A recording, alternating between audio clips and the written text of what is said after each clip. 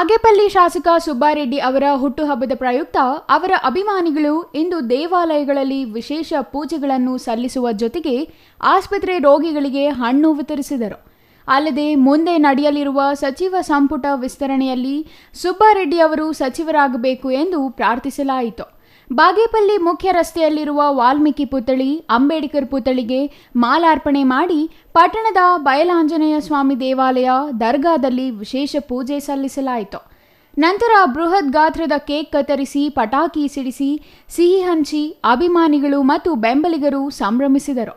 ಈ ಸಂದರ್ಭದಲ್ಲಿ ಪುರಸಭೆ ಸದಸ್ಯ A Srinivas, Guntiganapalli Manjunatha Reddy, BV Venkataramana, KR Narendra, ಗುತ್ತಿಗೆದಾರರಾದ ರಮೇಶ್, ವಿಷ್ಣುವರ್ಧನ್ ರೆಡ್ಡಿ, ಶ್ರೀನಿವಾಸ್ ನಾಯಕ್, ಸೋಮಶೇಖರ್ ಹಾಜರಿದ್ದರು.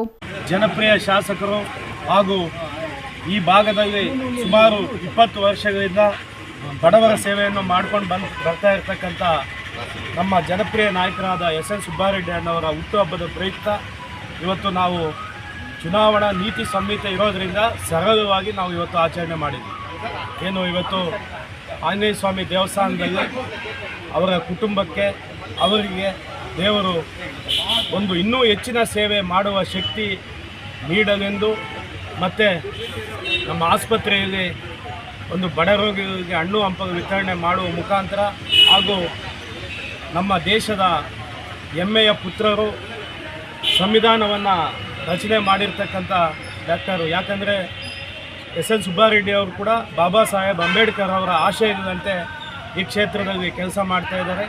ಇವತ್ತು ಅಂಬೇಡ್ಕರ್ ಅವರ ಒಂದು ಆಶೀರ್ವಾದ ಪಡ್ಕೊಂಡು ಅವರ ಒಂದು ಪ್ರತಿಮೆ ಮುಂಭಾಗದಲ್ಲಿ ನಾವು ಇವತ್ತು ಅವರ ಜನ್ಮದಿನವನ್ನು ಆಚರಣೆ ಮಾಡಿದ್ದೀವಿ. Subbu, CTV news, Bagepalli.